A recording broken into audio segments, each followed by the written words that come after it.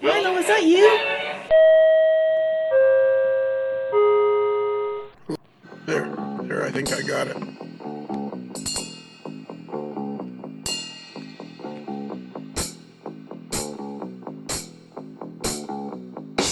All right, we don't have any time to waste now. This is episode whatever it is, and we got to get right to it because my internet's acting wonky.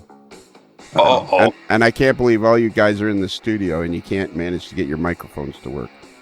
That's it. Yeah, exactly.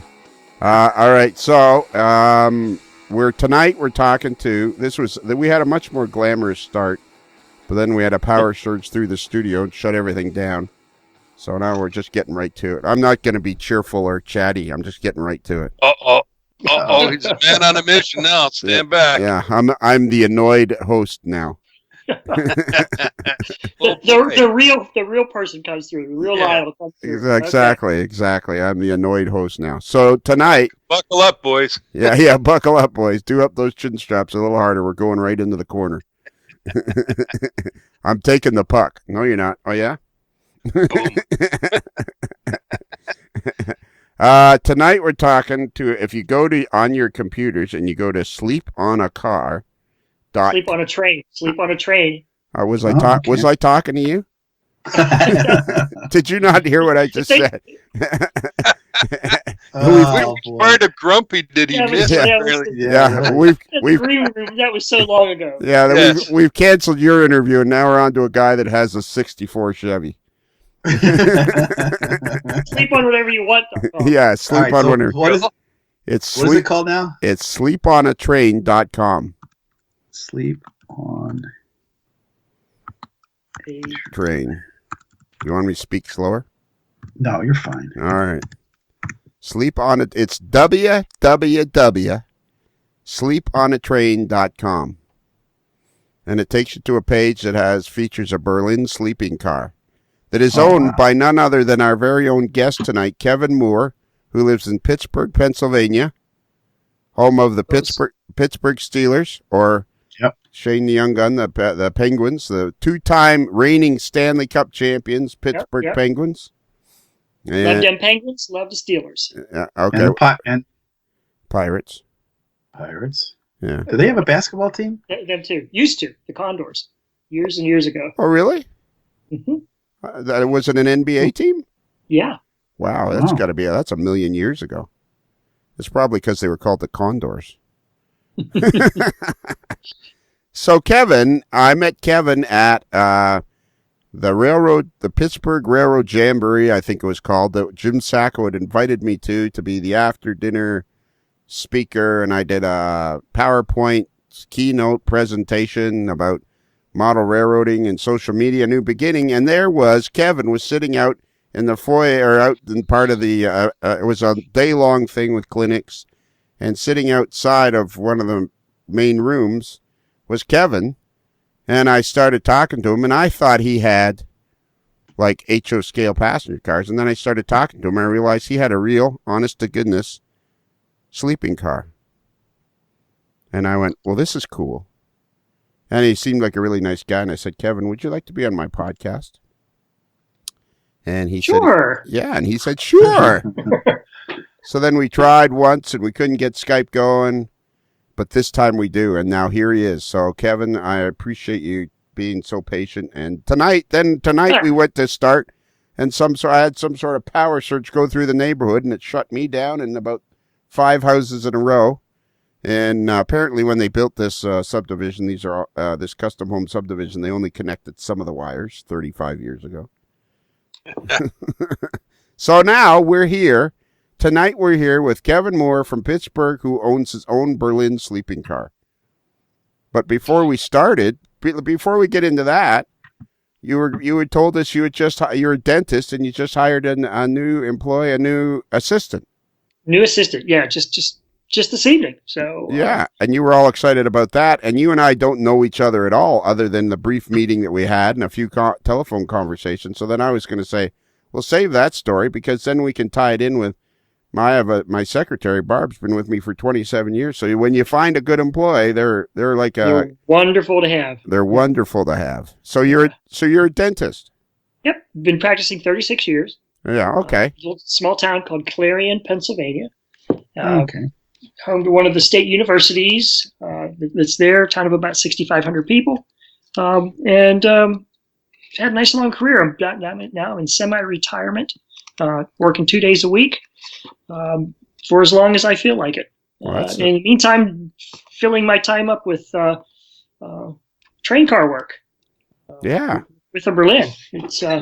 I'm developing a charter business in and around the Pittsburgh area, and we can do trips not only local on Amtrak, but anywhere in the country. Anywhere that Amtrak goes, we can go. So sometimes we make custom trips for people, so they call us, and we just design a complete trip, or we actually put trips together and offer them to the public as well. So I think you told me when we first met you were from Indiana. At some point you told me you were from Indiana, Pennsylvania, right? Pretty much, yeah. My dad taught the faculty at at Indiana University of Pennsylvania, and so that's where I grew up, and we had a wonderful train club there, Central Indiana Model Railroad Club. So I was one of the young guys, along with another guy you probably know. His name's Eric Hansman. Yeah. Eric and I hung out a lot together back in high school with trains, and once we all went off to college and went separately, our lives did change somewhat. But we came from the same beginnings there. Eric actually has really done a lot more modeling than I have over the years. I ended up once I started doing dentistry, it's kind of tough to go home and do close work. Right. So I ended up back in second year dental school. I hired on with the Gettysburg Railroad. The man who had owned the Gettysburg Railroad used to own a little steam tourist railroad called the Penview Mountain Railroad in a nearby town by Indiana called Blairsville. And that was kind of what got me started on the real things, the real trains, as opposed to just models. I did model quite a bit up through high school and early into college, but I got bit by the bug of the big trains, and decided to work a summer on the Gettysburg Railroad. They had me doing track work. I did some restoration work on some cars. Fired a steam locomotive, which was absolutely wonderful. Hardest but best work of my life. Also had the best arms of my life after shoveling, for a full summer. It was work, but I would have done it for free. It was just super. But that kind of got me started on the road towards full scale railroading as opposed to model railroading. Following summer, went and did work study at the State Railroad Museum in Strasbourg. Yeah. It was a museum docent giving tours. Since I had previously fired a steam locomotive the previous summer, I kind of knew my way around the cab, so I could give a little more extensive tours of a locomotive than many could. They also had me working, again, doing some car restoration work as well. So those got me started, and I got in together with a group of guys from Pittsburgh while I was in dental school. That was Pittsburgh Transportation Museum Society. They had a bunch of full-scale railroad cars that they would do excursion trips. Many trips from Pittsburgh to Myersdale and back. Some behind steam, some just behind diesels. And then we took a trip out west on rail cars behind Amtrak trains. Went out to Denver, stayed on the cars with sleeping bags, and went from Pittsburgh to Chicago, towards Chicago trains there for a bit. Then went out to Denver, toured some museums there. Took at that time was the Rio Grande Zephyr from Denver to Salt Lake, and then rode Durango Silverton, and it was a great time. So, those what I just described pretty much had set the hook for me being involved with full-scale railroading as opposed to model railroading. No, was that the museum's equipment that went out? Actually, it was there were 2 cars owned by members of the museum, but they weren't the museum's cars. Okay. They were privately owned. That was Bill Owen and Quattro Owen had Pensy 1155 car, and then we had another coach that we rigged up as our sleeper. Very primitive, but it worked, and it's great time. Okay. Great time. All right. So the only thing I want to say, Kevin, before we go on, is that if you're only going to give us like 1 and 2 word answers to every question, this is going to drag out, and it's going to be very hard to do this interview. Okay, right, yeah. I hear you. All right. All right, so now I have like 1,000 questions. Fire away. Because of everything, and I did I ever even ask? I don't even remember if I asked a question. Oh yeah, I asked the question about Indiana. Yes, we had Eric Hansman. Oh yeah. So you were a model railroader originally. Correct. Okay, and still am to a degree, but nowhere near like I used to. Okay, you're still a model railroader to a degree, and what in a particular scale and a particular club. HO scale belonged to the Western Pennsylvania Model Railroad Museum in Gibsonia. Okay. So we're I participate in some of the activities there.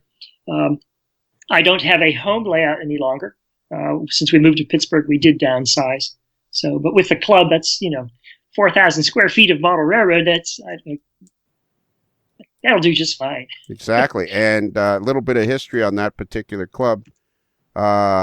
It appeared on the cover of Model Railroader about 15 years ago, did it not? In the late 90s, yes. I believe. Yes, it did. It did. It was nice on the article. What's that? It's a nice article on the club as well. Yeah, exactly. Do you remember anything else about that article? Did you write it? Do you remember anything about the photographs of that article? The cover shot? I mean, all I know is that the railroad duplicates the Baltimore and Ohio Railroad, or between Pittsburgh and Cumberland, Maryland. Right. And, so let me fill you in. I took the cover photo. That was my article. That was a good guess then. It was a great guess, yeah. And it was actually. I think my wife might have actually written that article. Or I wrote that article, and she wrote the next article. Anyways.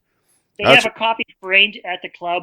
Next time I'm going to go in, I will actually, really read and look for your name. There you go. Exactly. I think it was like the 3rd or 4th cover I'd taken for Model Railroader. And my favorite story. Now we're bringing back. See, now we're getting somewhere.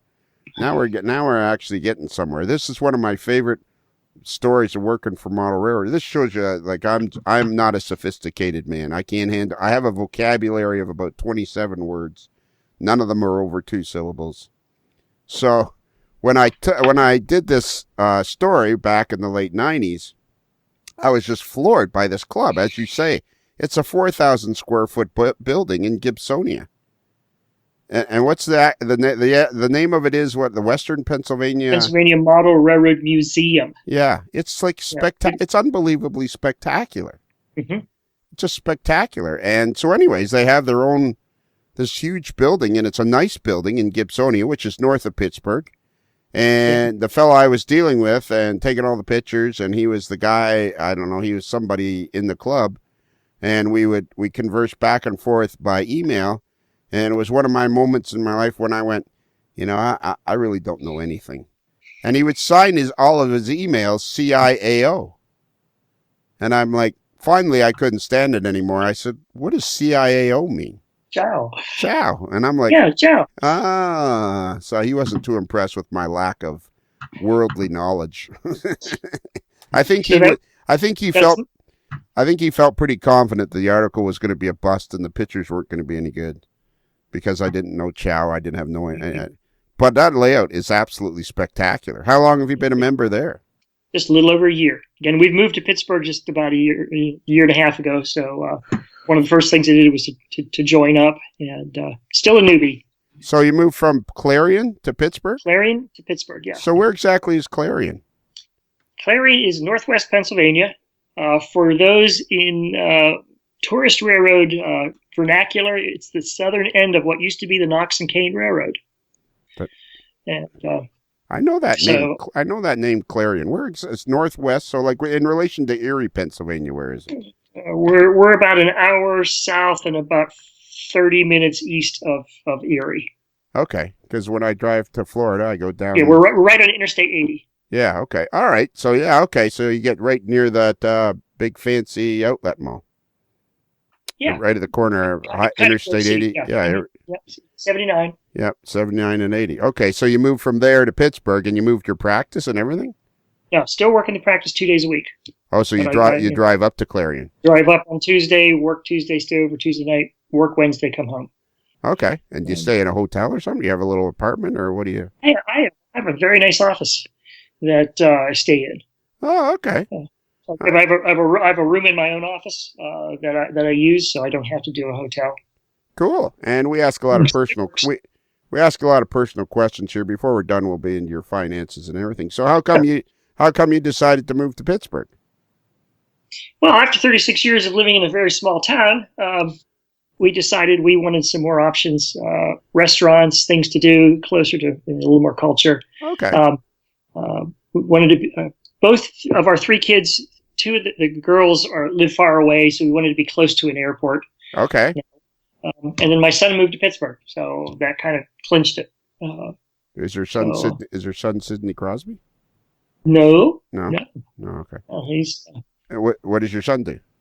he's a physical therapist. Oh, okay, cool. And where do your girls live?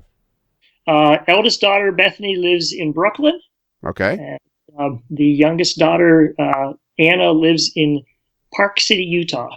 Oh, okay. Well, that's good. Ski resort. She's a ski instructor, fitness instructor, outdoors person. Well, that sounds pretty cool. Yeah. All right. I apologize to everybody in the entire listening area of this podcast, in the entire United States, in the entire area of Pittsburgh. I apologize in advance. So you moved to Pittsburgh for culture? Well,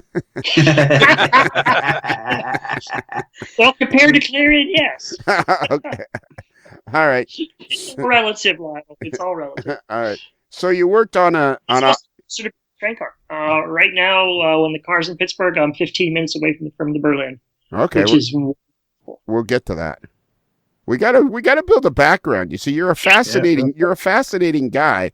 So we can't just get right into this guy owns the Berlin sleeping car. We got to find out how this happened. So we gotta build up the excitement. And it's a moment of complete lack of judgment. But go ahead. I'll interject just for a moment for those playing at home. It was the August 2000 issue of Model Railroader. The article. Okay, great.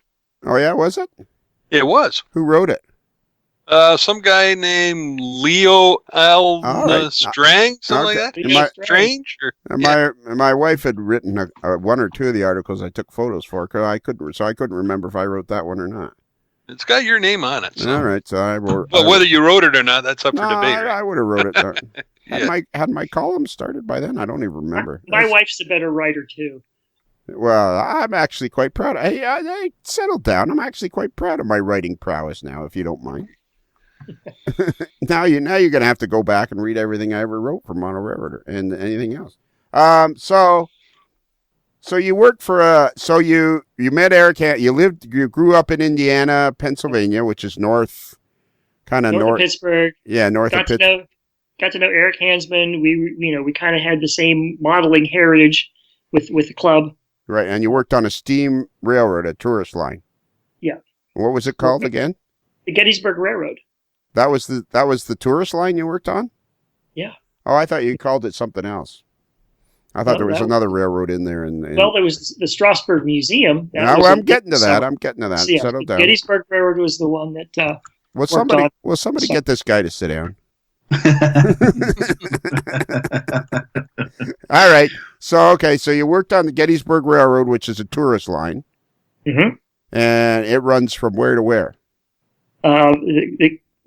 Currently, Gettysburg runs from Gettysburg, Pennsylvania, famous for the battlefield, up north through to a town, I believe it's close to Carlisle, where it goes to. intersects with the former Reading line. The tourist train only went from Gettysburg to Biglerville and back. Okay. So the Gettysburg Railroad was actually an actual working railroad as well as a tourist. Freight railroad as well as tourist. Yeah. Okay, and now maybe I'm completely off the mark, but Gettysburg is nowhere near Indiana, is it? Oh, no. But the guy who owns the Gettysburg Railroad used to have a small tourist railroad near Indiana called the Penview Mountain Railroad. Now we're getting somewhere. Okay, it was basically a backyard railroad that he built on the side of a hill near Blairsville. He moved all the track from different areas and built this railroad kind of in his backyard, operated it for a bunch of years, and then ended up buying eventually the Gettysburg Railroad, moving all the equipment to the Gettysburg Railroad and operated it there. So he then went on after owning the Gettysburg Railroad for a number of years, and he bought the Knox and Kane Railroad, which is close to Clarion, and operated steam on that for a bunch of years until a tornado went through the famous landmark on the Knox and Kane Railroad, which is the Kinzua Bridge, and knocked down the Kinzua Bridge. And so that was the beginning of the end of the railroad. Right. So the railroad you first worked on was the Penview. No, not the that's my first steam train I ever rode was on Penview Mountain Railroad. First railroad I worked on was the Gettysburg Railroad. So how did you end up in Gettysburg? Called the owner. They said, I used to live down by Blairsville. I'd love to work on your railroad. Okay. So said okay. So you were in university taking dental. You were doing your learning dentistry. Mm-hmm. Yep. And in the summer you wanted to work on a railroad, so you knew this guy because he had this little steam railroad near where you lived. Correct. And so then you went and worked on the Gettysburg Railroad. Working on Gettysburg Railroad. Yeah, I lived in a kind of dilapidated house trailer for part of the time and lived in a tent for the rest of the time when I was working there. And in there somewhere, did I hear you say you had bionic arms? Well, they weren't bionics, but they were as big as arms I've ever had from shoveling the coal. I'm a skinny guy. I'm thin, but they were, I was proud of my guns that year. All right, so you had big guns, and then you went. You worked at the Strasburg Railroad, and when at the museum, not right, the a museum. Railroad. Yeah, there's a museum there. Yeah, that was under Ben Klein at the time. And so were you starting to lose your interest at that point? You're starting to lose your interest in model railroading and starting to build an interest in real railroading. Correct. Yeah, the shift was happening. And you worked at that Strasburg as what'd you call it? A docent? Docent. Docent. DOCENT. It's like a guide, like a tour guide for a museum. Okay, and so the world can help me here. This is probably the main reason I started this podcast, is because to expand my my knowledge of something. So a docent is a guide. Yeah, mm-hmm. Like a tour guide. Exactly. So why don't they call them tour guides? I guess that's the museum vernacular. Is that so when guys like me that are dumber than stumps show up and they go, "Here's your docent," and I'm like, "Well, I didn't order one, but I'll drink it anyways." Is that? All right. So you worked as a guide / docent at the Strasburg Railroad, and how long did you do that? Just a summer. Okay. And then somehow in there, you guys absconded with 2 rail cars and went to Denver. Yeah, that was with the group of guys from Pittsburgh. They did one summer. This was summer of 1981. That we went out west on these 2 rail cars. And did you know these guys? Oh yeah, they were the guys from the basically members from Pittsburgh Transportation Museum Society. All right. So when did we get involved with the Pittsburgh Transportation Museum Society? When I was down in Pittsburgh in dental school. Ah, so you went to dental school in Pittsburgh. Went to dental school in Pittsburgh, yeah. And these guys and their cars hung out at the former B&O station. And so I ended up going down and started volunteering and, working with the cars. And And sooner or later we took. So how old were you in 1981? Oh gosh, I was probably 25. Okay, somewhere there. When will you know? Bruce, I may never know. Either one of the Bruces, turn the light on and make it a little brighter on them, will you? Yeah, we'll turn the dimmer up there. Yeah. Okay, so you're in dental school in Pittsburgh, and you've joined these guys, this Rail Restoration Society, or what'd you call it again? The Pittsburgh Transportation and Museum Society. Okay, and so then these guys have decided they've got these 2 rail cars, and they managed to talk Amtrak into hauling these cars out to Denver. Yeah, at that time, the mechanical requirements for Amtrak was far less stringent than they are today. So you could take cars that weren't in that good of a shape, and they'd tack them on behind the Amtrak trains and just go. Right. And you were freer to do things like hanging out of the windows. And now it's things are much tighter, much more safety conscious. Amtrak's requirements are far more stringent than they used to be. But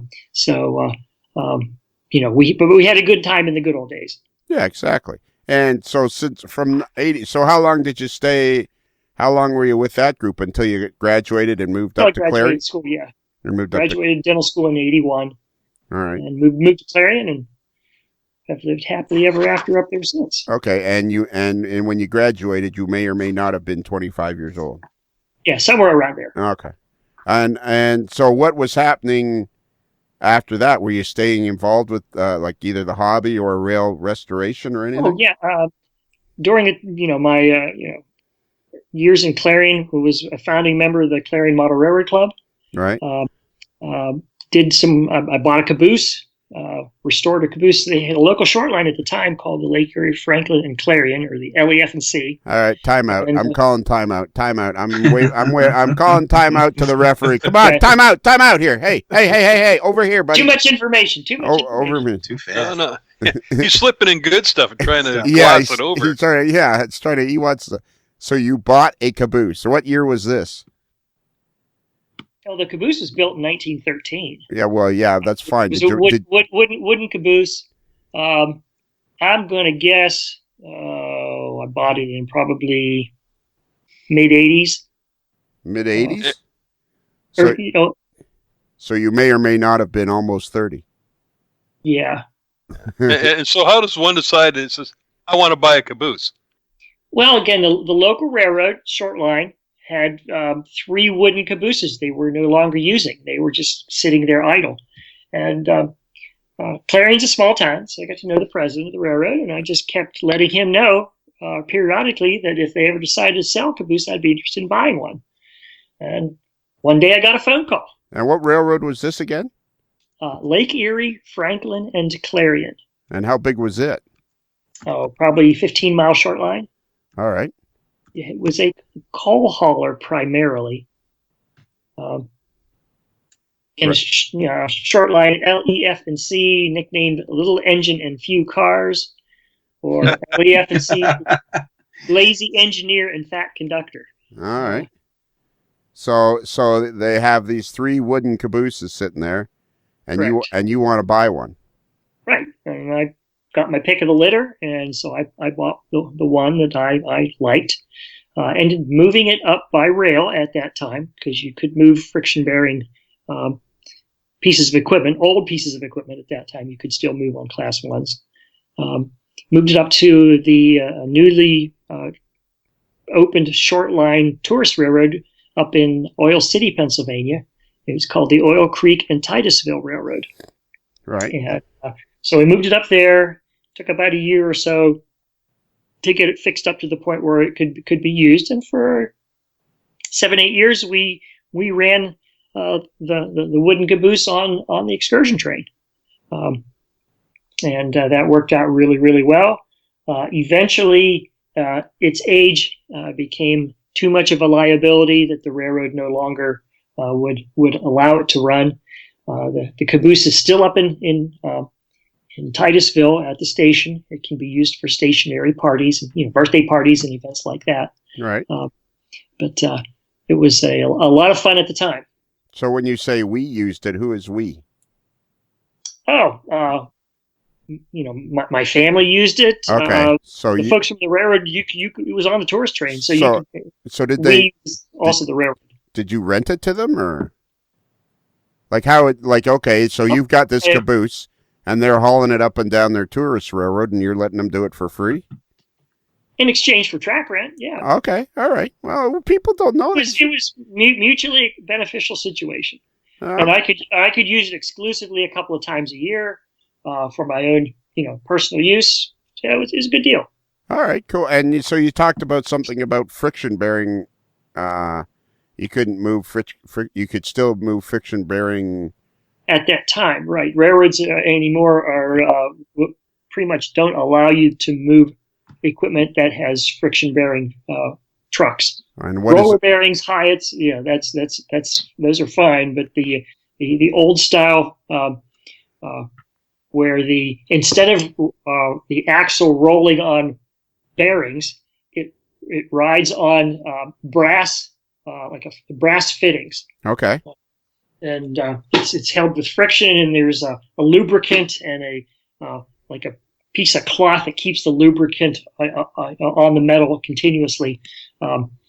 Those are no longer acceptable in normal interchange these days. Okay, and I'm assuming both Bruces knew that. Yes. Well, of course you did. Why don't I know it? Why don't I know anything? I don't understand that. So, cool. do you mind if I ask one how much a caboose might cost in the early '80s, mid '80s? I paid $1,000 for it. Wow. And it was a good deal. And that's when your first wife left you? What? No, my wife is still with me. She's long suffering. Oh, okay, all right. So, and after the 7 or 8 years of running it, and it kind of, did you just give it to the railroad? Yeah, I donated it to the historical society up there. Okay, and so now what happens after this? You started the Clarion Model Railroad Club. You've got a caboose. Now what happens? The caboose now is not viable to run anymore. Not viable to run. So again, I'm starting to look for passenger cars to own. Is sort of what I consider the next step in the evolution of this genetic defect I have. And so I ended up finding a railroad car out in Ohio that ended up buying from a gentleman and brought it back to Brookville, started restoring it, and learned of another one that was in better shape. So I bought it, sold the first one, and kind of worked my way through a whole bunch of railroad cars until I was able to purchase the Berlin. Okay, well, you're going to have to back up because we want to know what that whole bunch of railroad cars. Bruce, Mr. Kelly, yes. Or Mr. Wilson, okay. feel free to interject here. Yeah, he's kind of giving us the Coles Note version where we want the whole detailed history. Okay, all right. Yeah. And also, like you have one caboose, you trade it in for another caboose. Somewhere along the way, you did something with the second caboose, and eventually ended up after many, many iterations with a sleeping car. Yeah. So we want to know what happened between those, the second caboose and the sleeping car. Well, there was wait a minute. There was never a second caboose. Yeah, I didn't think there was a second caboose. But what I wanted to ask you guys was, I know we've interviewed a lot of people that own their own sleeping car and their own passenger car. I mean, remember, probably hundreds we've interviewed. Right. Yeah, exactly. So we want to know roughly. So what was the first car that you bought? The first passenger car? Yeah, we know we've got the caboose. Now we've moved on to your very first passenger car. Okay, first passenger car was a ex-Via sleeper called the Deep River. It originally was built for Atlantic Coastline as a 10-6 sleeper, which means 10 roomette, 6 double bedrooms. It was did not have the what's called head-in power, which is you have to current Amtrak, you plug all your cars into the generator from the locomotive, and the locomotive powers all your cars. This was ended up getting its power from axle generators as well as heat from a steam generator from the locomotive. So it was mechanically, it was a bit more ancient than what Amtrak runs now. Right. The interior was quite nice on the car. It had a great interior. So I took it back to Brookville, got things kind of cleaned up, starting to work on it, and learned of another car that was for sale. The gentleman who I bought the first car all right, from, we're going to have another timeout. I'm going to use up all my timeouts. So how did Brookville get involved in this? Brookville is close to Clarion. That was about the best rail access point where I could take and store a car economically. So you had a siding that you could put the car on. Yes, I had a siding on the what had been the Pittsburgh and Shawmut Railroad in Brookville. All right. And how far from Clarion was that? About 15 miles. Pretty close. All right. So you just on the weekends you'd hustle down there or days off? Exactly. And started working on it. And but I learned of another car that was for sale by the same gentleman who I bought the first one from. This car was down in Jacksonville, Florida. It was an all stainless steel car, so it didn't rust. It had better infrastructure. It had better wheels. It had the Amtrak head-end power wiring underneath it. It was just in much better shape than the one that I owned. So and it was a distressed sale, so I purchased it at a good price, and ended up immediately selling the Deep River to another gentleman in Florida. So I kind of swapped cars. So the car that I bought was a former Burlington 10-6 sleeper. It was originally called the Silver Meadow, and its name was then changed in Amtrak logo to the A. Philip Randolph. A. Philip Randolph is known for one of the creators of the Brotherhood of Pullman Porters. Okay. He was also the gentleman who spoke immediately before Martin Luther King's "I Had a Dream" speech. Wow. In Washington, D.C. He was very involved in the civil rights movement. So this car was called the A. Philip Randolph. So hang on now. So do you mind if I ask you what the first car cost roughly? The first car was, if I recall, I think it was 12 grand. Okay, and then the stainless steel one was roughly only 10. It was a distress sale. They had to sell it. Yeah, or it was going to get scrapped. It's one of these. If you don't get it out of here, it's going to go. Here's what I'll take for it. And so what year do you remember what year this was that you bought the stainless steel car? No. I can probably look up photos if you really need any. It's just interesting to know, just interesting as. I'm going to guess it was probably going to be late 80s. Okay, you know what? You know what, Kevin? Can I call you Mr. Moore? No, call me Kevin. All right. This is an unbelievably fascinating story. It may not seem that interesting to you, but trust me, everybody that's listening, including the three guys that are in the studio with you, are fascinated by this. That's why I'm asking. Definitely. Oh, yeah. That's why I'm asking you all these questions. So it may seem like everyday stuff to you because you've been doing it all these years, but trust me, buying and selling these cars is so. So how do you get it from Jacksonville to Clarion? Or, to Brookville? At that time, it was a combination of CSX, NS, and at the time, Buffalo and Pittsburgh, who then owned what used to be the Pittsburgh and Shawmut. And how much did it cost? Like incredible amounts of money to move it, or was it reasonable? Yeah, that's.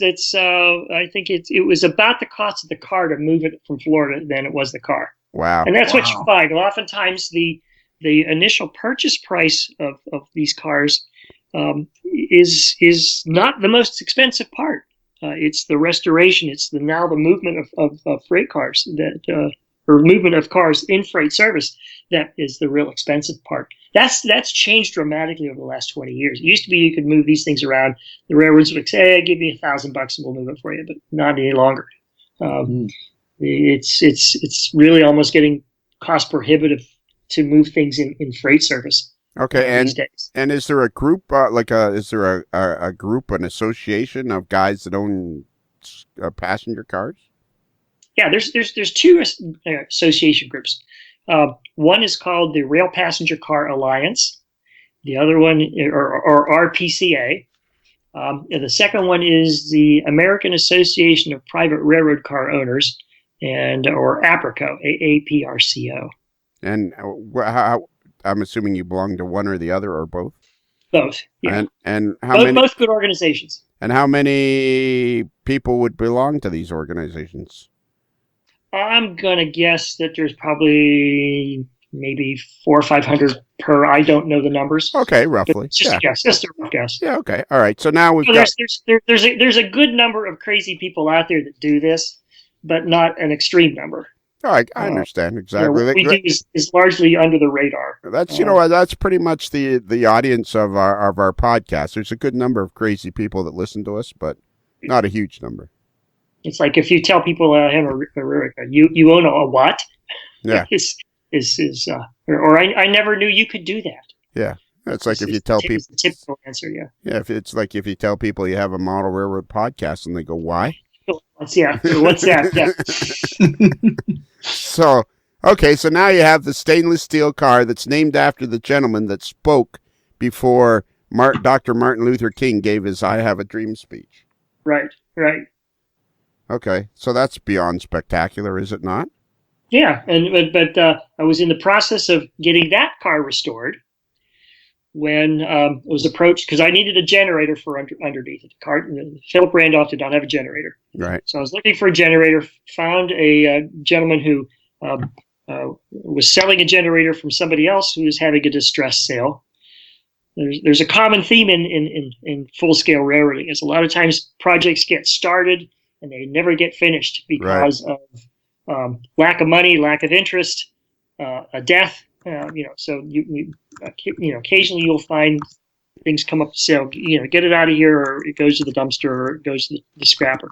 Right. So I ended up getting the generator, and oh, by the way, the guy who owned the generator also has another car for sale, and that one was a ex-B&O heavyweight office car, car number 97, and so I ended up buying it. And actually ran it for a couple of years on a regional railroad. It was the Wheeling at Lake Erie. Used to do excursions for a group of car owners in Ohio, the Orville Railway Heritage Society. Right. And they would run trips from Orville to Pittsburgh and back. And they did that for a couple of years with the office car. Ended up selling both the office car and the Philip Randolph. So you had both of them for a while. Had both of them for a little while, yep. The Philip Randolph ended up going to the Morristown and Erie Railroad, and unfortunately it was the victim of an arson fire just earlier this spring. Oh dear! The car is gutted. It was terrible because it was a heritage sleeper that was really in very nice condition. So the Philip Randolph and I think it was the Martha Washington were both torched earlier this year. The Baltimore and Ohio business car was purchased by Tom Miles, who's currently operating it up in Honesville, Pennsylvania, on the Stourbridge line up there. Okay. So that car, he took the B&O. It's now painted in a really nice Pensy color. Tom's been a very good steward of the car. And while they were parked on this siding, do you have to pay rent to the Pittsburgh and Chalmette, or? That's standard operating procedure, unless you know somebody that looks the other way. Right. Okay. So and how much? Railroads have to make money too. Right. So roughly, how much would it cost to rent a siding? It used to be for the longest time, it used to be $1 a foot a month. Okay. But that's now kind of gone by the wayside, and they've just kind of going through the roof. All right. Of course, everything has done that. All right. So now just to give you an idea, when I have my car when it's in Pittsburgh, okay, Amtrak charges $1,350 a month for the privilege of parking, at their station with the car on power. Okay. So that's my rent and my electric bill combined at is $1,350 a month. All right. And so okay. So it's like a house payment. I mean, it's well, yeah, exactly. But hobbies are expensive. They can be, yeah. Yes, they can be expensive. So, all right, so you sell the 2 cars that you have, and what year would it have been that you sold those 2 cars? A little later than when I bought them. All right, okay. I'm not a numbers guy. Apparently, so, yeah, okay. But you are a car buying guy. Yes. All right. So okay. So what was the next car you bought? Well, with the same guy that I bought the 2 sleepers from, he ended up having several shorty baggage cars and another office car and some Army Guard cars. He was getting up in years, so we ended up buying those from him. And those? Yeah, there were like 6 cars that a colleague and I went together and bought those cars. We ended up being able to turn around and sell the one office platform car that was called the Bedford, ex-Canadian National. It was one of 2 of the latest built office cars out there. They were built in the mid-50s. And so it was one of those 2 cars that we ended up reselling. We had absolutely no interest in any of the baggage cars or Army Guard cars, and unfortunately they got scrapped. Okay. The rent on those was just eating us up, and just so we had to say, we just hated to do it, but that was it. Basically, you guys had your own private railroad museum with 6 cars. Kinda, yeah. And, so that with the proceeds of the sale of all those cars, it put me in a position to get the Berlin. All right, and do we mind if I ask you how much the Berlin cost originally? More than I should have paid. Okay, quite a bit of money. Yeah. All right. And actually, the actual purchase price was not bad. It was pretty good there. But in the private car world, if you have to go and put money into a car, that's where the cash register goes crazy. So you're doing it. It costs a lot. It costs a whole lot more to get it fixed up than it did to buy it. Sure. Well, and I can imagine to the class that it is. I mean, it's an absolutely beautiful car. Yeah, it's a gorgeous car. Yeah. And how long have you owned it? I purchased it back in late 2007. But it took close to 4 years to get it to where I could actually operate it. Our first trip was in April of 2012. Okay. It went from, at that time, it was Washington, D.C. down to Miami and back. And you had to get it from Clarion or from Brookville. Actually, purchased the car out in Fort Lupton, Colorado. Of course. It was you knew. That's what I would have guessed. That's what I would have guessed. Yeah.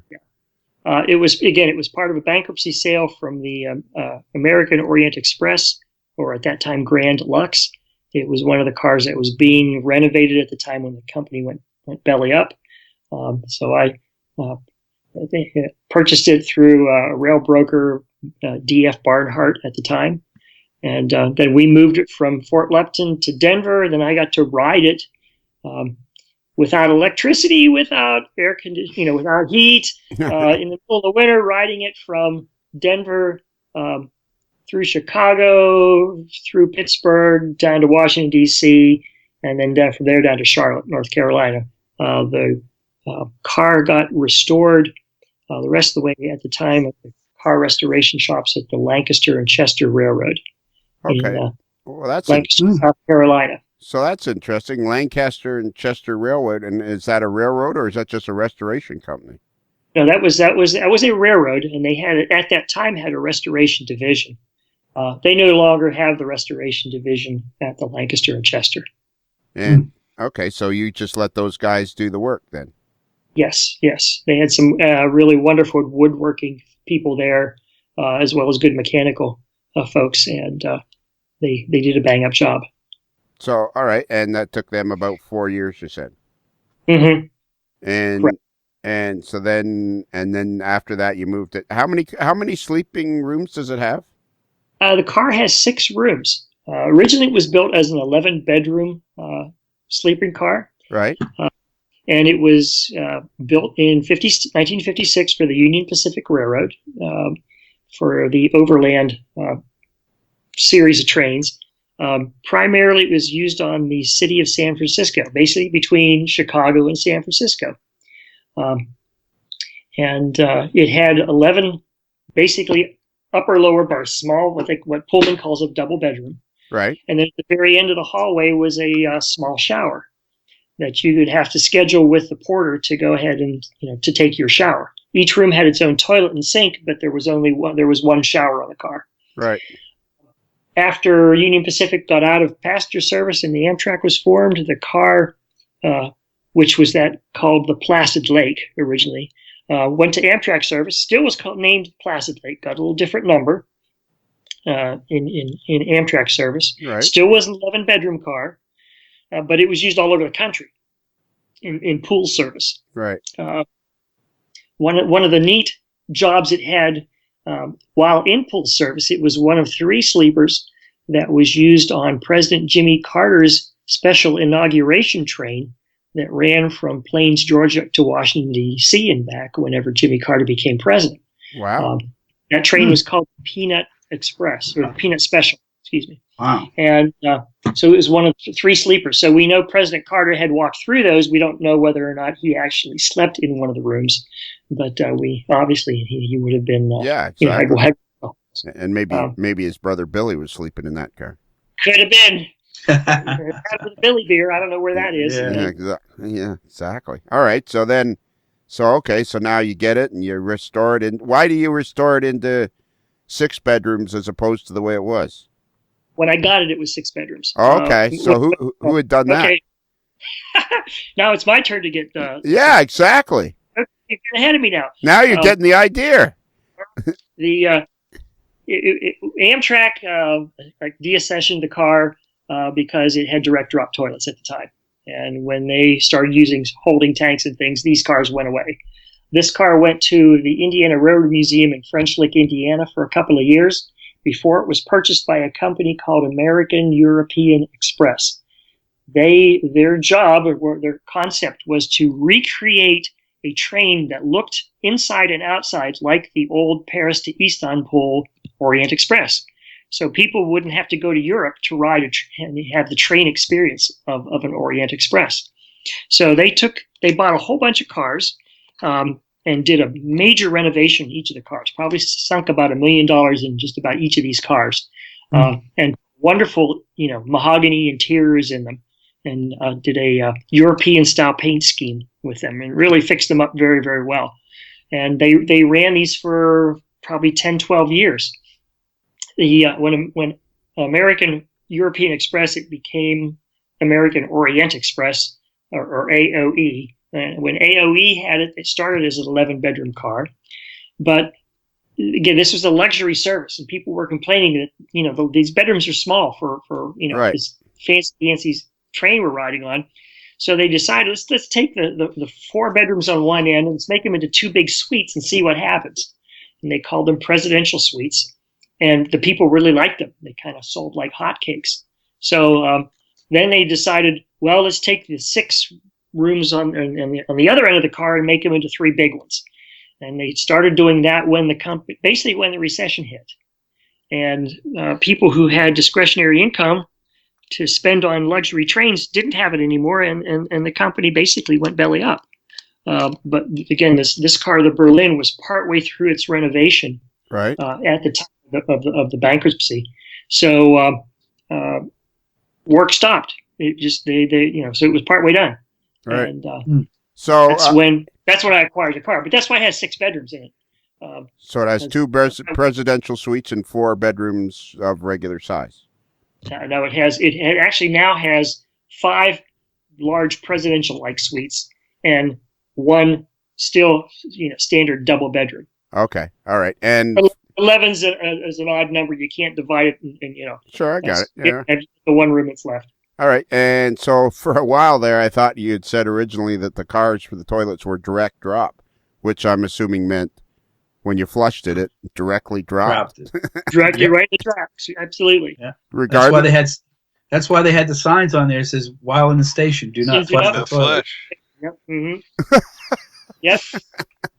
And that's also the origin of the word poop chute. I mean, that's what that was. It was a direct. You look in the toilet, you see the ballast. I mean, that was. Yep. Really? And then with the change in environmental regulations and OSHA safety recommendations for your track workers, that's no longer an accepted practice. You have to have some sort of storage holding tank or a decomposition tank to neutralize the wastes. I think Bruce's. Yes. I think this podcast should be taken away from me. Why? Because now I just have a vision of some guy with the Mexican squirts. Oh, jeez. Well, I can tell you, Via used to have the same thing. So I remember going on a field trip in grade A, which would be spring of '69. Yeah. From Windsor to Toronto, and we had the last car on the train. Of course, it was great fun for send somebody into the washroom and flush some paper cups down the toilet so we could stand at the back and watch them go whizzing out. And I was on the train in Costa Rica, and they you didn't have to flush. It was just a hole in the. Just the hole, yeah. Okay, all right. Air conditioned. And what year was that, Bruce, that you said? It would have been spring of '69. And do you know how old you were then? I would have been 13. Okay, so that wasn't. See, do you see how that works, Kevin? Yeah, I can remember. 13-ish. Some of my early, tourist mainline excursions. All the restrooms there were direct drop. That's just the way it was. Do you remember what year you were born? 1955. There you go. Now we're getting somewhere. So in '81, then you were 26 years old. 26. Okay. It's a year older than I am. There you go. All right, and a year younger than you. And a year younger than me. Yeah, exactly. So you're an old guy. Yeah. All right. Did you know that the average age of model railroaders is 102, according to Charlie Getz, the president of the NMRA? Yeah, we live 5 years longer. Yeah. All right. So now you have the car, and what was the name of the railroad again? Oh, which railroad are you talking about? Oh, wait a minute. I have a different question. Well, while you were telling me about the Orient Express train and all that, I had this question for anybody that wants to field this question. This one's open to the room. Whoever wants to field this question. How does somebody come up with the idea that it's going to be some sort of a financially feasible business to restore a train to be like the Orient Express? I mean, that sounds like the amount of money you're going to pour into that to get any kind of return doesn't seem to add up. Yeah, but there's look at the same as the Rocky Mountain Express, the Rocky Mountaineer, whatever they call it. It's a luxury high-end train that it's usually got a lot of passengers on it. So there's people out there with that kind of money who will think, let's take the train wherever. And I understand that, but wouldn't it be easier just to buy a 30-unit apartment building to make money? Well, then it's the same thing like the Queen Mary. It's a hobby, yeah. It's the experience. Yeah. Traditionally, passenger trains have lost money. I mean, when the railroads had them, they traditionally were money losers for them. Right. Which is partly why Amtrak was formed. The railroads wanted to dump all their passenger trains because they were losing money on them. Yeah. Occasionally, you will find certain pockets where passenger trains can be profitable. either tourist trains or in the case of Amtrak along the Northeast Corridor. But there's certain distance parameters that need to be there. You have to have a certain number of people riding regularly in order to be profitable. Right. But generally, it's not a money-making project. No. I mean, this car... Mine hasn't been. No, I mean, but to look at the photos of your car, I mean, it's absolutely gorgeous. It's absolutely gorgeous, this car. It's a great car. And how often do you ride it? Whenever I can. Again, I'm now that I'm semi-retired, I can ride it a little bit more than before. So I probably get out on it 5-6 times a year. Okay. And I have other crew members that can handle the servicing the car and working the car when I'm unable to take trips. Yeah. See, the problem for me would be I'd be like, hey, get off my car. Now, I look at it as the car's it's a gift. I want to be able to have people enjoy it. Yeah. That's the fun part. Well, sure. I mean, when I met you, you have a great personality. You're a very welcoming gentleman, and I mean, I just started talking to you, and I hit it right off with you. And I mean, you've taken all my carrying on here in good nature. I knew it would be fun to talk to you, and I mean, it's just and I'm not surprised at all that you like having this car and like having people adventure out on it, and there's got to be some satisfaction for that for you just based on your personality. One of my favorite quotes is, "I sought trains, but I found passengers." Yeah, yeah, exactly.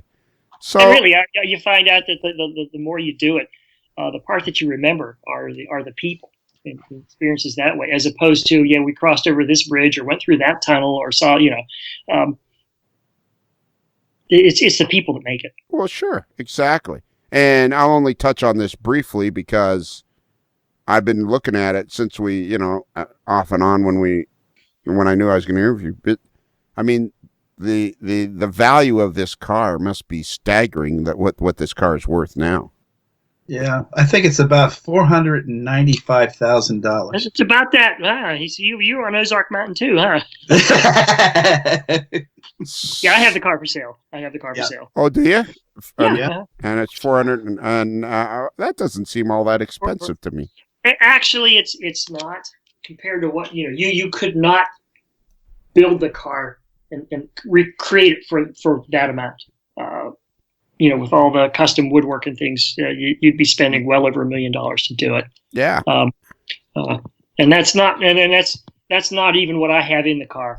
No, I understand that. I understand that. I also realize that there's also a thing called market, and if you're looking to sell something, you can't have it always priced at what you have in exactly. It's no different than I have a couple of Harley Davidsons. They're worth what they're worth for what somebody will pay for. Buys it. Yeah, exactly. And so can we talk you down to 490? What? So, Kelly, you were going to ask a question? With cash, sure. I'll talk right away. Yeah. All right. Kevin, are you looking to purchase another car if you sell the Berlin? I'm always on the hunt. Yeah. I mean, it's part of it is fun. Part of it's just a business too. Yeah. So you'll see a value priced car that comes up that would be a good investment. I got to the position where I could own the Berlin through buying and selling cars over time. Mm-hmm. Would you be looking for a different type of car? Like an observation or a lounge or combination? I'm looking at it strictly for my own personal use. Yeah, I mean that's really nice to be able to sit out in the back porch and you have your own living room, you have your couple of bedrooms, dining room. It's just like a little house. But the limitation with that is the number of people that it can hold. So right. A car, let's just say a high capacity coach can certainly, as a business prospect, earn you more money than a business car can. Mm-hmm. Yeah. So it's part of it. It's what you want the car for, and part of it is if you're using it as a something to earn income. There's many different types of cars out there, ranging from high density coaches to long distance coaches to lounge cars to cars with domes, full length domes, partial domes, sleeper cars. My car is an executive sleeper. Again, it's big rooms. It's like going into the first class section of an airplane. I can also get sleeper cars that are tiny rooms, all roomettes, and they're really crowded. You can put a lot of people in them, but they're very claustrophobic. So there's limited uses of what you can do with a traditional chopped up sleeper car. What I liked about the Berlin is with the large rooms, each of the rooms can be multi-purposed. If you go onto the website and take a look on it, tour the Berlin, and you look at each of the bedrooms and click on the room, you'll see each of the rooms in the multiple different configurations. It can be used as lounge seating. We have tables, so it can be used for dining. We have sleeping arrangements either for twin or king size beds. So the nature of the charter or the charter customer will frequently dictate how you use the room. In a couple of weeks, the Berlin is going to be one of the first class cars on the New River excursion out of Huntington, West Virginia, where they go through the New River Gorge. Right. There, the cars are all the rooms are going to be strictly lounge. Like sofa seating, but they also have tables because we serve breakfast and dinner on board. So no sleeping arrangements there. We just got back from the Africa trip. They have a yearly convention, and they take a train of private cars up to the convention site. There we use the car as all sleeping space, and we were a companion car to a business car called the Deering. And so what I like about the car is each of the rooms can be morphed or multi-purposed according to how you need to use the car. So if it has a king size bed, how do you turn it into a lounge room? By changing where you put pillows and the design, where the tables fit down in between the sofa beds, and then you put cushions over top of that, and it turns into a king size bed. Okay, so they're like sofa beds, like they fold out from seats in the bed. Yeah, basically you take the back cushions off, and that's what you sleep on. Okay. And so go ahead, Bruce. I was going to sort of go off to a tangent here. I'm looking on the Ozark Mountain Railcar website. A dangerous place to be. Oh yeah, definitely. Yes. So how did you find that? So what is that, Bruce? Explain to everybody what that is. Well, it's a company that specializes in railroad equipment. It's basically it's owned by John Suschek, and he's a railroad car broker. Yeah. He's the clearinghouse for if somebody wants to sell a piece of railroad equipment.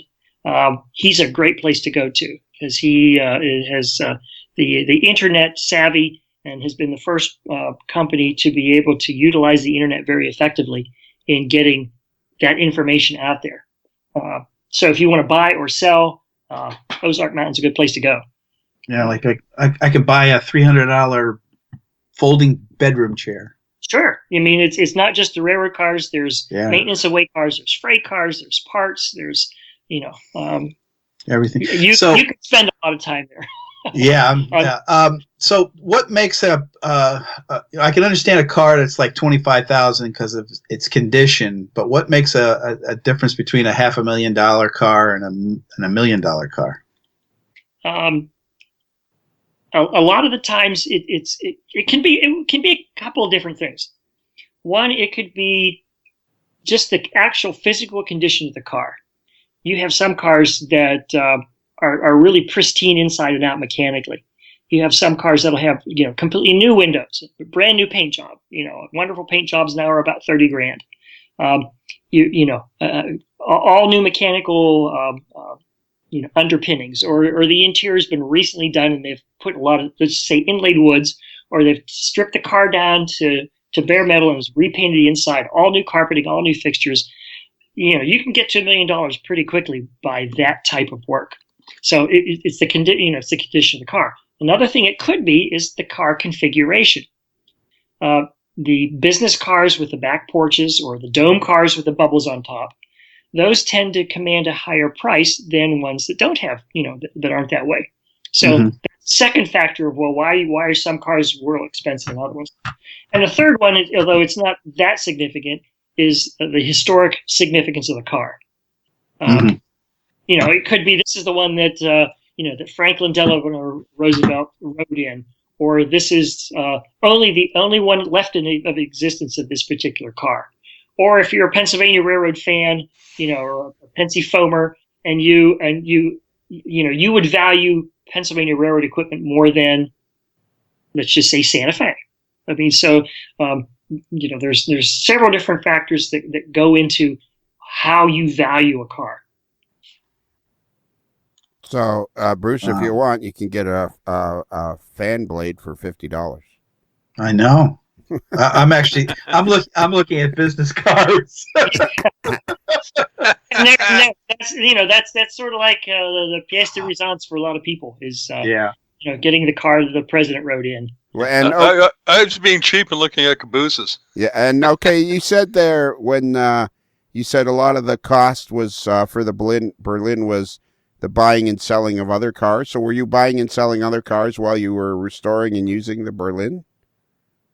No, actually, the buying and selling happened before the Berlin. Okay, so that all happened. That's what. Once the Berlin is hit, I haven't been buying or selling. Okay, all right. Much. So been looking, but never haven't really pulled. What would be your ideal if you had your choice of the money was no object? What kind of a car would you have? I would probably acquire a dome observation car. It's a combination. You have the dome windows on the top, but you also have the back platform that you can sit out your, on your lawn chairs and watch the scenery go by. That's wonderful. Also, up on the dome, it gives you a 360-degree view of the railroad. You're only looking on the side, at the side of a traditional coach.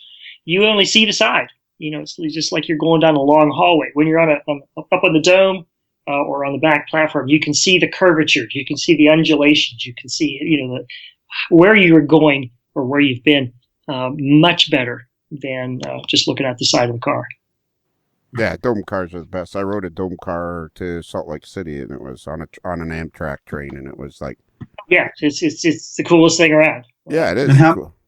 And how many of those dome car observation cars are there in existence? I don't know. I'd probably say less than 20. Yeah. And that would probably, if they're in good condition, if there were somebody from the two groups, the two associations, it would be a car that's probably finished and looks really good and probably cost a lot of money. Well, there's for as many of them that are that way, there are just as many of them, maybe more, that are in need of restoration. Oh, okay. Or that are in static display somewhere, next to a station on a 90-foot stretch of track, or in a industrial area somewhere, right, with windows busted out. You can get a 3,400 cubic foot open top hopper for $9,000. Oh, I'm looking at a GP30 right now. It's a little different than putting Katie couplers on or Katie steel wheel sets. I'm gonna get away from this website. It's a bit more involved. So how often? But, I also call this full size railroad amp, but model railroading on steroids. Oh man! And the neat thing about it, you cannot beat it. Is my layout is now the United States of America. Well, yeah. And that's you're living it. All right. In real time. Let me ask you this. Let me ask you this question, because I'm the more I do this podcast, the more fascinated I become by it. What is the allure of being either a rail fan, a model railroader, or a guy that owns? What is the allure of the railroad to people? Do you know? Because I have yet to. I don't think I can figure it out. but people are fascinated by the railroad. I don't know. I mean, I think somewhere along the line, we are just predisposed to be enamored with something. Some people it's cooking. I'll just say some people it's music. Some people it happens to be trains, or in your case, maybe Harleys. Right. Who can explain it? But it is what it is. It is a passion. It is a we are enamored with certain things. I have never known a time where I have not just loved trains. So I don't know what caused it. I joke that it's a genetic defect, but I don't know. I just do. Yeah, people just do, and there seems to be no explanation for it. Now I've always thought that railroads are somewhat of a romantic thing because they go off into the distance, and people are generally the human psyche is generally interested in what's around the next corner. Right. And rails just disappear around the next corner, and you chase these two ribbons of steel to wherever it goes, So or wonder where they are going. Or yeah. Who's on the train. Or a part that I like is the history. I love learning about ghost railroads or trains that used to be, or railroads that all you see now is the roadbed remaining. I mean, that's kind of fascinating stuff. It is. It's all fascinating. Now, when you rent the car out, are you going through some sort of a agency or a brokerage or something? Not usually, no. So you're chief cook and bottle washer. I mean, I'm the person that tries to go out and drum up the business. You have to be a shameless promoter of the car. And carry your business card with you all the time, and it's work. I mean, when I first started, it was a lot more just pure fun. Now it's to actually do it is involved. It becomes kind of a way of life. So it now says, you go ahead, Bruce. Go on. No, I was gonna ask a question because I've listened to a sister podcast about, they were talking to what's his name, Bob Donnelly from Arco, whatever it is. Aprico, yeah, he's current president right now. And he was talking about how he would ride a car that had a chef on it. So you wouldn't necessarily have a chef on your car because your car is not set up for that. We have had chefs in the past. Mm-hmm. Yes. So when we have a certain number of chefs that I know to call when we do charters. Do you have? Sometimes I'll do the food preparation myself. Sometimes we cater it. Sometimes we have a chef on board. So you have? Is there a kitchen on your car? I have a small kitchenette. Okay. It's really small. When we do food, most of the times we just do food assembly on the car. We don't really cook it, or we do box lunches. We do some catering. Used a really nice caterer recently. Luigi's out of DuBois. It's a nice Italian restaurant, and they delivered we had salads and lasagna and tiramisu for dessert and homemade bread. It was a really nice meal. And they brought all the hot food trackside. We loaded it up real quickly at a station stop and then served it on board. Okay, so when my wife and I would ride our Harley down to Florida, we'd make it to Dubois on the first night, and we'd stay at the Hampton Inn, and then you know where we would eat? Where would you eat? Luigi's. Okay. It's the same place. It's the same place. Mia will get you wonderful food. And how far are you from? I guess you're not that far from. From Clarion, it was about 40 minutes to do. Okay. All right. So now on your page, it says, generally speaking, private cars can easily go anywhere Amtrak goes. Yes. So how easy is it? Like, you must have to make some staggering preparations to have your car moved. It's a logistical exercise. Yeah. So what you do, you have to file something called a movement request. In other words, okay, dear Amtrak, I would like to take my car from Pittsburgh to New York City, and then from New York City to Chicago on, let's just say, starting in November 22nd. And I have to tell them what routes I want to go on, what trains that are there. If there's any layovers, I have to put that in on my request. Then they'll take that request and look to see, can it be done? And or let's just say that one of the trains has a maximum number of cars that they can pull with the number of locomotives that they normally run with. And if I put my car on it, that tips the scale, and they have to add an extra engine. Okay. Right. All that stuff, all that logistical data has to be approved by Amtrak in order for them to approve a movement request. When one is finally approved, then you get a little document that goes to all the different folks along the way that's involved with the movement of the car. That is your basically your menu or your route through the whole process, and that's called the PNR is the name of the document that the conductors look at, that the station agents look at, the folks in the yards look at. It's the instructions for how to make the move happen. And so, what kind of lead time would this require? The longer the lead time, the better. All right, so say for the fun, we have a group, we want to charter the car next May.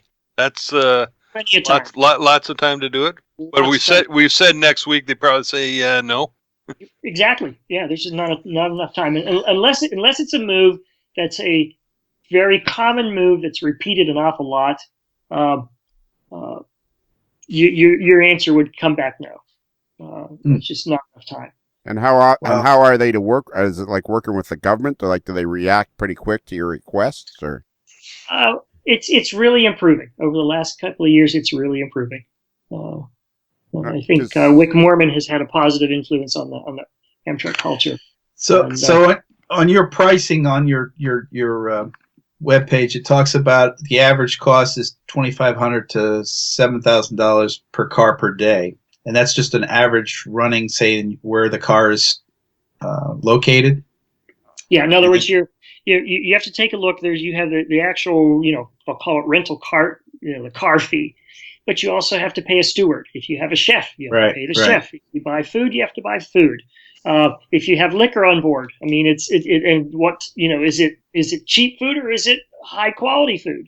Right. Right. So, and are you traveling a short distance or are you traveling long distances? So if I wanted to bring the car out to Oregon, it would cost me more because the cost of also having it shipped out here would be included. Correct. Correct. That's called a positioning move. In other words, if you don't take the car from let's go, what's a big city that's close to Medford? Oh, the closest would be Portland. Okay, actually, Eugene would be closer because Amtrak goes. I'll use Portland. Let's just say you want to go from Portland to LA. Yeah. Okay, but my car happens to be in Pittsburgh. Okay, you as a charter person would have to pay to get the car to Portland, then to go to Los Angeles, right, and then pay to get it back. So it would be advantageous for you to find a car owner that's on the West Coast, right? So that you would minimize your positioning costs. Yeah, it would cost you just as much to take the car and in this case ride it from Pittsburgh to Portland to Los Angeles back to Pittsburgh as it would for you just taking your short segment. Right. You might as well ride the positioning end as opposed to not riding it. So yeah, and there's so many variables determining a customized charter trip. It is really tough because people say, well, how much is this going to cost? Well, it's like I don't know until we really know what you're doing. Yeah. And the car is located in Pittsburgh because it's a cultural center. Yes. Absolutely. But it's also right next door to the arena where the Pens play. Just to let you know, it's a great place to stay. So theoretically, I could come and stay on the car and go. We have available for static or overnight use whenever it's not on the road. Oh, that'd be kind of cool. Go to a Pittsburgh Penguins game and stay in the car.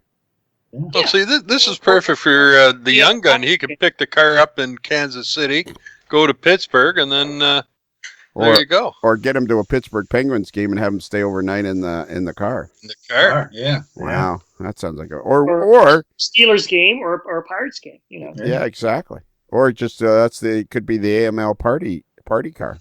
I was thinking about it. Barbecue. The barbecue. Yeah, exactly. Take her to Rochelle and park it. Yeah. Or take it to Kansas City. Yeah, that's where we'll stay. How much would it for the convention next All year? right. There you go. Kansas City's a really nice station to just. All right, I have a question It's for really you. nice, yeah. This may be the seed of something. How much would it cost? Or did you say something, Bruce? I said, I heard Yeah, okay. How much would it cost to have the car so we could stay in it in Kansas City next summer, say like the first week of August? It depends.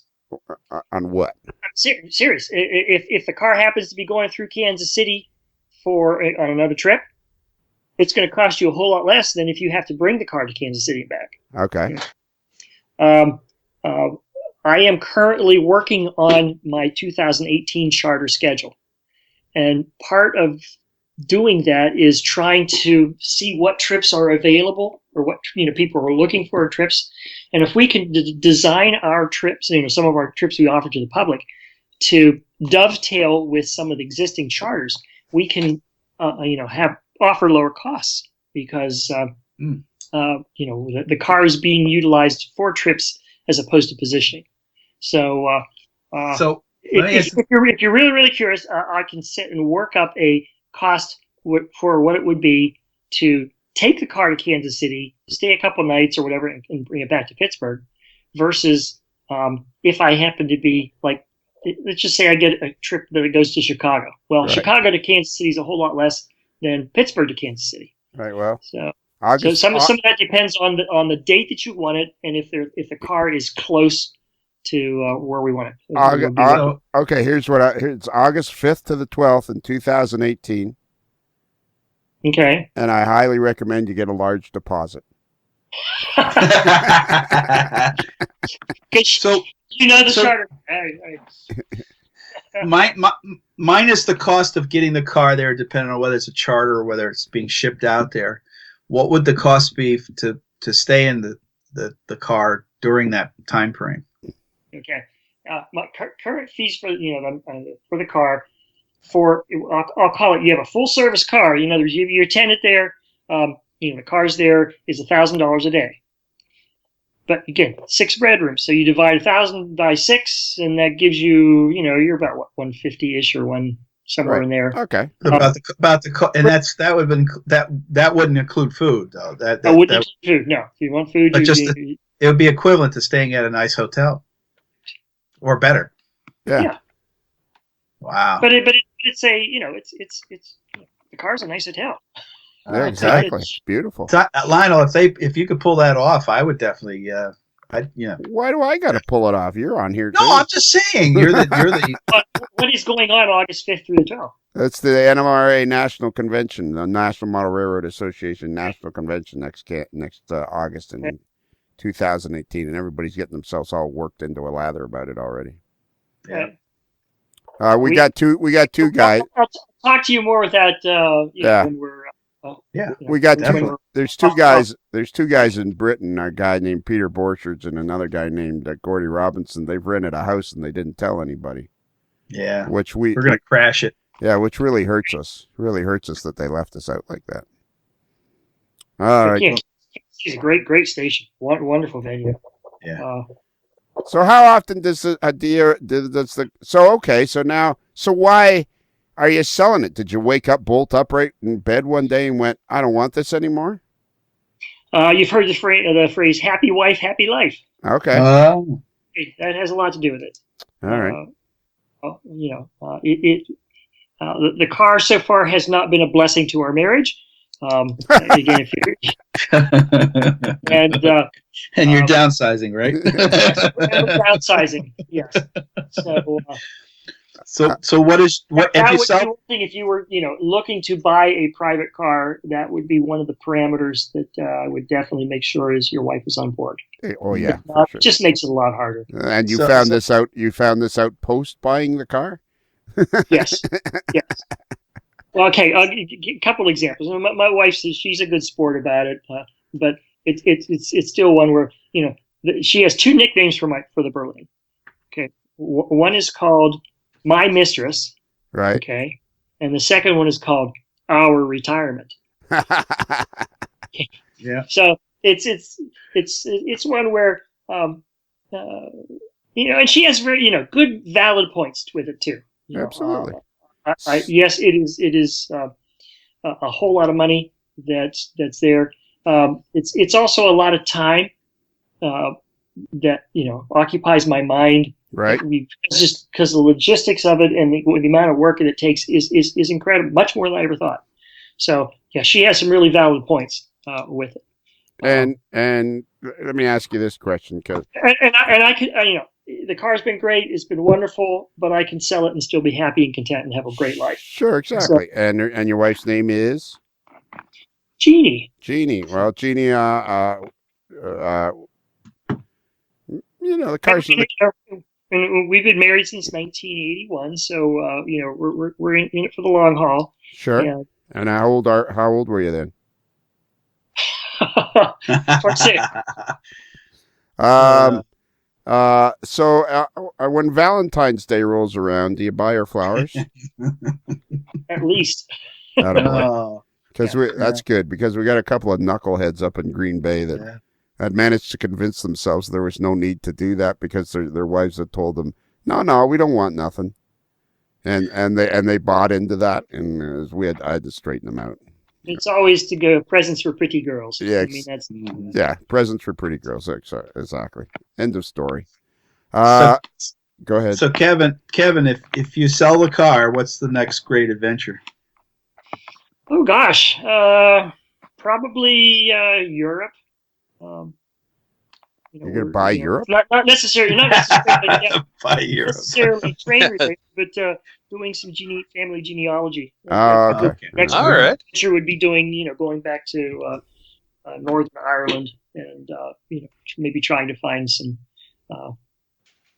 distant family would be good. Cool. Next greatest adventure is grandparents. There you go. Mm-hmm. And do you know a guy in Rhode Island named Wayne Mollahan? No, doesn't ring a bell. Yeah, he says he's a dentist, but if you don't know him, well, there's more than two or three. Is there? Okay. Okay. I think. Do we have any more? Well, we obviously have more questions, but there's a whole nother podcast worth of questions if we get around to it. Yeah. It's fun. Yeah, well, it is fun. Fascinating. It is fun. It's always fun to be on a Modeler's Life. Why? Yeah. Somebody tell you it wouldn't be? Yeah, no. Oh, okay, I can tell just by your talk in Pittsburgh that it would be fun. Okay, there you go. Yeah, Dr. Wayne Mollahan from North Scituate, Rhode Island. He's our super fan number 9. Cool. Okay. Yeah. So well, actually, I ended up getting into dentistry because of model trains. All right, I'll bite. I was really good. I was really good with model building. Good with my fingers, and it was sort of a natural. What sort of discipline could I utilize that gift with? And dentistry seemed to fill the. Oh, okay, because when you said you were good with your fingers, you went, well, I'll stick them in people's mouths. Plus, the advantage of dentistry is you get all sorts of cool tools to use for modeling. Yeah, exactly. Yeah, I remember years ago giving a seminar to one of the modeling groups, again back in Pittsburgh, for the use of dental tools and dental supplies in modeling. There's some of the carvers that are nice, or plaster castings, and some of the impression materials can be used to duplicate parts. I mean, it is. Yeah, a lot of crossover. Yeah.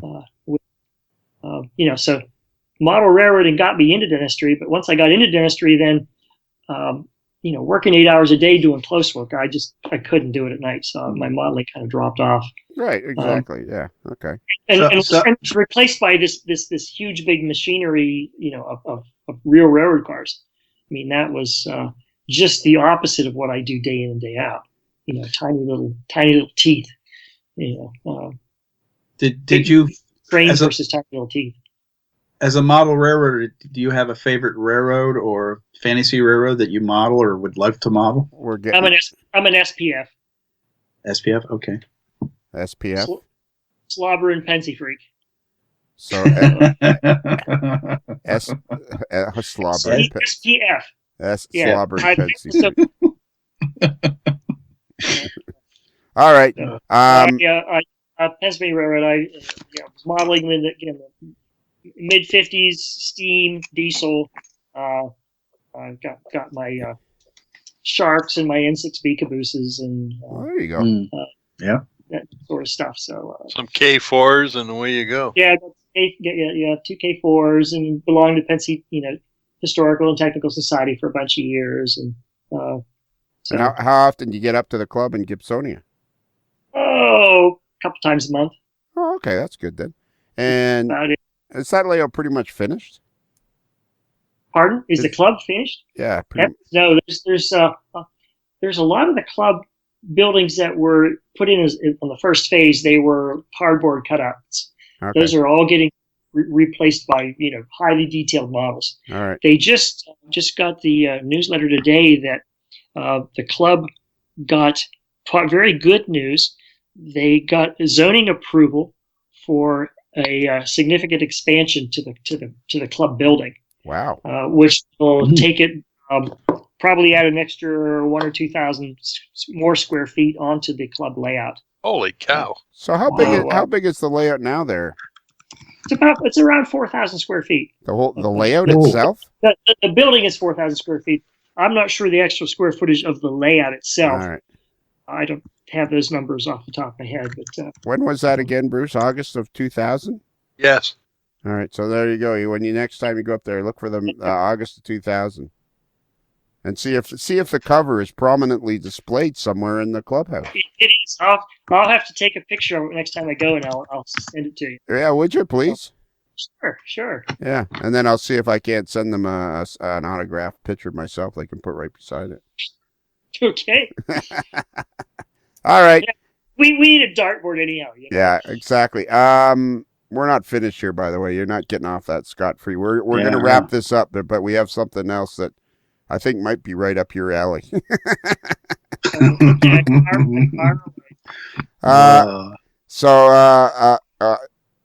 Mr. Wilson, would you like to give out the email address? Yes, but before I do that, the Western Pennsylvania Model Railroad Museum website says they do have a 40 by 100 foot layout. Yeah. Wow. It's monster. It's impressive. It is.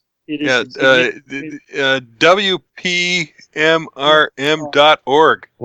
Yeah. They got a nice steel mill. I want to say that again because I was talking while you were doing that. WPMRM.org. Okay. We'll throw that link somewhere up on our page when this goes there. WPMRM.org. Oh, so they're organized. They are. Absolutely. All right, that's cool. There it is. Look at it. Yeah, I remember that. I remember that. Now, do you have a model of your sleeper? Yes, actually, I have a couple models of the sleeper. Walthers recently had a limited run of the Pullman standard 10-6 sleepers that were, the Union Pacific. Again, it was the Placid series. Mine was Placid Lake. There was also Placid Waters, Placid Dreams. There were 6 of them that were built. So I have that model in Union Pacific. I bought 3 of them because I also wanted to paint one in Amtrak Platinum Mist, showing what it was like in Amtrak service. And in the third one, I want to get repainted for American Orient Express. Haven't done those yet, but I do have the 3 cars. Now, Walthers sold out of them. I called them to find out what it would be to, are they planning to do another run? They said, no, they really weren't planning to, but if you wanted to, purchase the run yourself, I think there's a minimum of 250 or so that you would have to do in order for them to do another run. Wow. So it may be a while before I need 250 HO models to give away. But also, recently, Concours, I think, came out with a American Orient Express full train. Now they nice job with the paint jobs. I mean, they have the paint jobs there. The numbers are correct for the cars that are listed there, but it's not the actual car, that the Berlin is. They have the number right. They have the name Berlin correct, but it's just not the same car. So, there are different models that are out there available. The Concorde train, they have an HO as well as an N scale. So I had there are models available depending upon how close to the original you want to get, and if you can find them. This is a complete side note, but it only reminded me when you said Walthers. But they've also recently released a kit, a liquid manure pit kit. He's going to drink Manure pit kit. Okay. Yeah. An HO scale. So I would have loved to have been part of that meeting.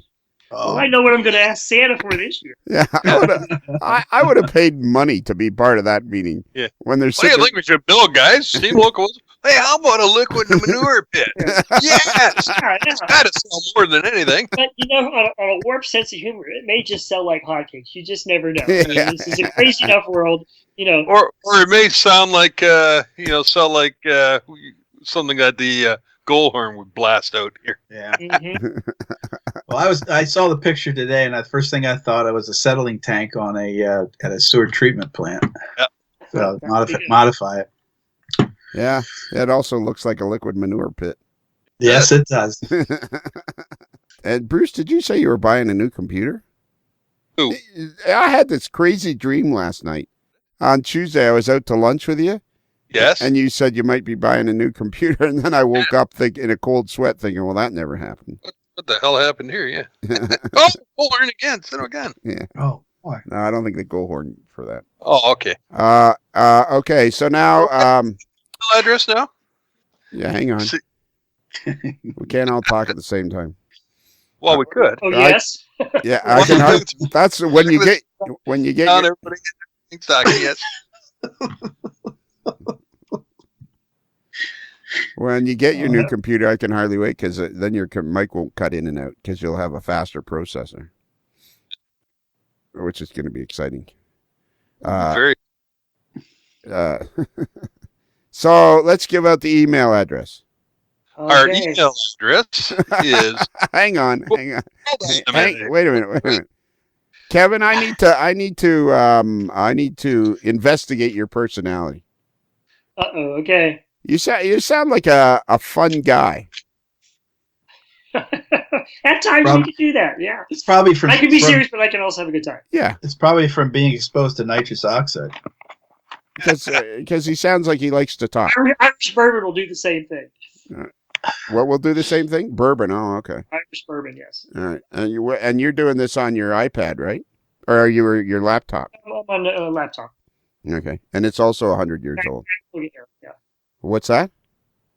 The MacBook Air is what we're on with the Skype. Okay. How old is it? I don't know. Yeah. Couple 3 years. It's got a lot to do with the processor. These microphones that cut in and out have to do with the processor. Anyways, man, I got Lionel. I got this vision of him has his hands in somebody's mouth and he's making them laugh, and they're just trying to keep still. Yeah, I know. We have a good time with it at the office. I mean, it's. Well, maybe you are. A lot. Yeah, a lot of times. I am very, very focused when I'm working, but we are. You also have to have a good time. Well, exactly. I got this tooth that needs to be looked at. Yeah, exactly. No, you know what? It's dentistry is a very important thing because people don't realize that healthy teeth make you just feel better all the way over there. I mean, they have a huge impact on your overall physical well-being. Your overall physical health. Yeah, they've recently established direct ties between periodontal disease and diabetes and some of the chronic diseases of aging. Exactly. So it's no longer just brush your teeth to keep away cavities or prevent gum diseases. Clean your mouth to be healthy. Yeah, exactly. Yes. 3 out of 3 AML hosts recommend you visit your dentist on a regular basis. All right, you want to try? I hope I'm not the 1 out of 3. You know. Yeah, exactly. Yeah, you're not a host. You're only a guest. Right. Okay. Which is, and I shouldn't say only. You are the main. You are the guest, which is more important than being the host. All right. Yeah, that's the most important job of all. The big kahuna today. Yeah, that's the most important job of all, is being the guest. Look how we got a guy that listens to our podcast all the time, and he's a former F1 ace, and now he drives the UPS truck in Alaska at night. He drives from Anchorage towards Fairbanks each night. Cool. And he listens to all our podcasts. So he's listening to you right now. You made his drive much more interesting. It's beautiful country up there. It is. And took the trip years ago from Seward to Anchorage up by the glaciers on the Alaska Railroad. Gorgeous. And what year was that? That would have been 2001. And how old would you have been? Old enough. 56. You would have been 56. When's your birthday? October 18th. Ah, my son is. Oh, it's almost birthday time. Yeah, happy birthday. Happy birthday. You should. Yeah, you're going to be 62. Yeah. Yeah. And my son's birthday is October 25th, so there you go. Okay. So Libra. Yeah, exactly. Or annoying, however you want to put it. No. That too. All right, Bruce. Email address. Have we changed it of late or no? It's still the same one? I don't know if he gave it out or not. All right, let's tell it. You know what? Before I think we've been going on so long. I think it's still the same. We'll give it a shot. Hang on, before we do this, let's tell everybody that we're going to subject Mr. Moore, owner of the Berlin sleeping car. We're going to subject him to the Kelly questions because everybody. Well, of course we are. Yeah, exactly. All right. Are we ready? Yep. Our email address is. Oh, screw this up. Our email address is ModelersLife, modelers with 1 L, modelers.life@gmail.com. That's it, exactly. And shameless promotion for the Berlin sleeping car. www.sleeponatrain.com. I just this last summer spent significant time and effort updating the web page. It's got lots of pictures of the inside of the car. It has what upcoming trips are. It has a great section of history and a lot of good pictures of past trips we've done, a lot of them behind Steam. So, it indeed does. It is a great website. You can spend some time on it. So, okay, and you did the website? Yeah. Mm-hmm. Okay, now I don't believe you.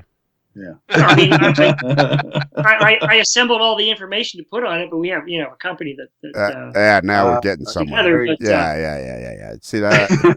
still a lot of work to give them. Yeah. I like this guy. Let's see how much we like him when we can figure out a deal with him. Yeah. Kevin, let me give you a little insight into your future. All right. We're going to be stuck to you like a cheap suit on a hot day. Okay. All right. Okay, and you know what? We were doing an Atkins report or a diet the other day, Atkins diet. Me and Mr. Atkins, Chris Atkins, and Shane the Young Gun, and we realized that rather than me rhyming off all the things that you can find us at, like Facebook and Patreon and our website.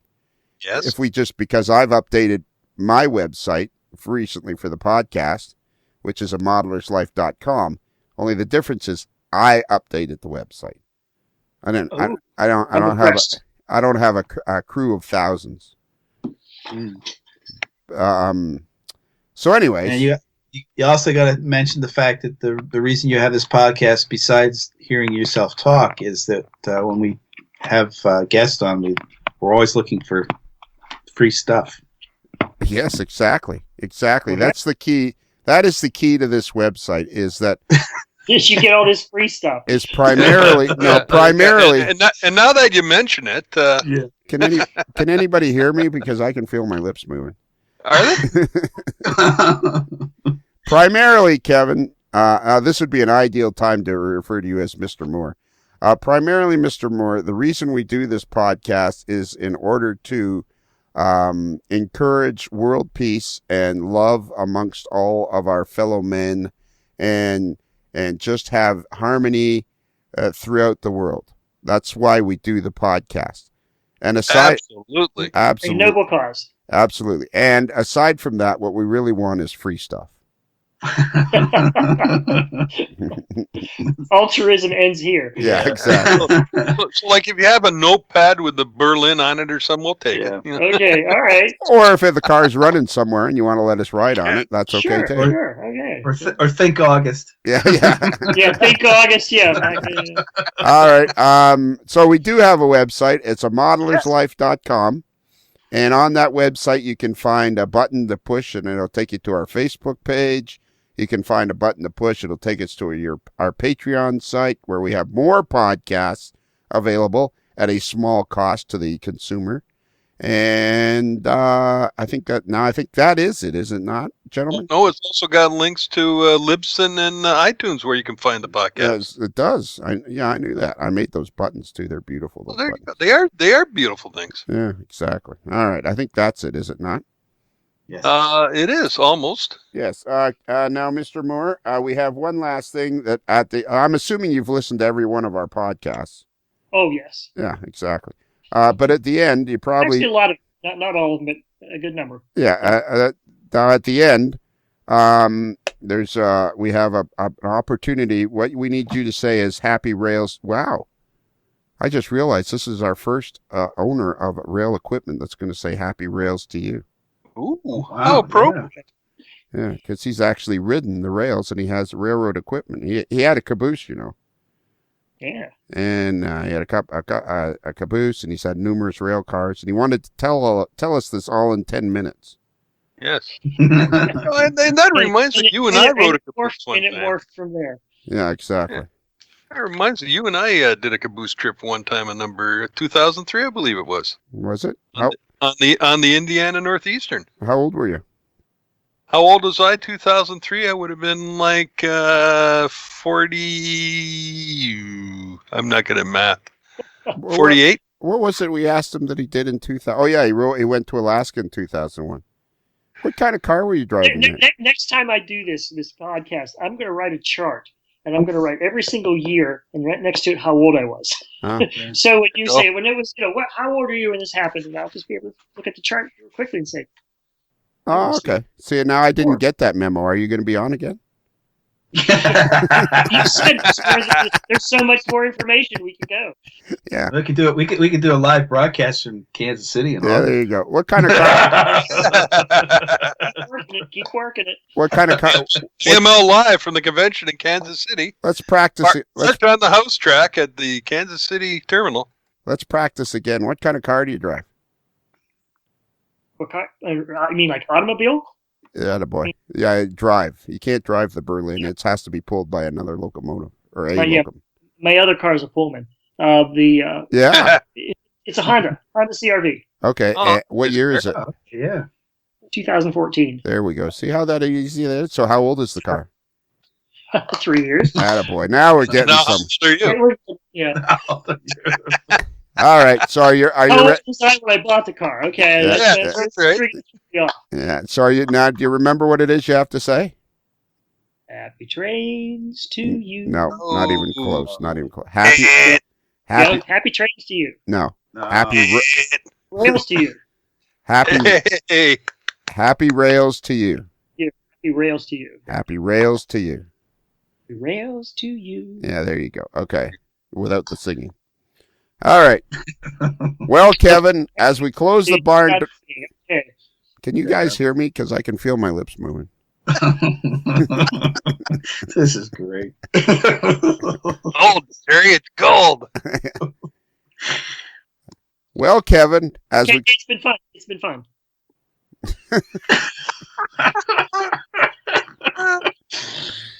All right. Everybody be quiet for a minute, and then you'll know when you're supposed to. Well, Kevin, as we close the barn doors on another episode of A Modeler's Life, and the sun slowly sets over the back 40, I guess there's nothing else left to do except for you to say, Happy rails to you.